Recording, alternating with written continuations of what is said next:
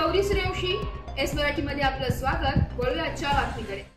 गेल्या काही दिवसांपासून दिंडोरी तालुक्यात पावसाने विसावा घेतल्यानंतर आज बुधवार दिनांक 17 सप्टेंबर रोजी पावसाने दुपारनंतर बऱ्यापैकी हजेरी लावल्याने खरीपाच्या शेती पिकांसाठी हा पाऊस लाभदायक असल्याचं शेतकऱ्यांकडून बोललं जात आहे।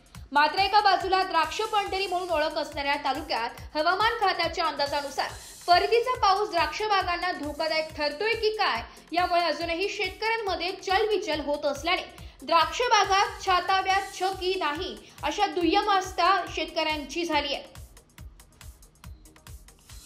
6 मे पासून सुरू असणाऱ्या या पावसाने अजूनही शेतकरी वर्गाची पाठ सोडली नसल्याने अनेक ठिकाणी शेतकऱ्यांच्या शेती पिकांचे मोठ्या प्रमाणात नुकसान झाले, परंतु अजूनही शासनाकडून याची दखल घेतली जात नसल्याने शेतकऱ्यांमध्ये नाराजी व्यक्त करण्यात येत आहे।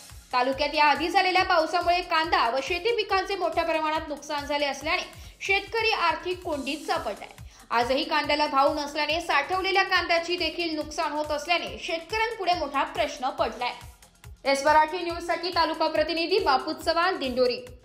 अशाच नवीन ताज्या घडामोडी जाणून घेण्यासाठी आमच्या एस मराठी न्यूज चॅनलला लाईक करा, शेअर करा, सबस्क्राइब करा आणि बेल आयकॉनला क्लिक करायला विसरू नका।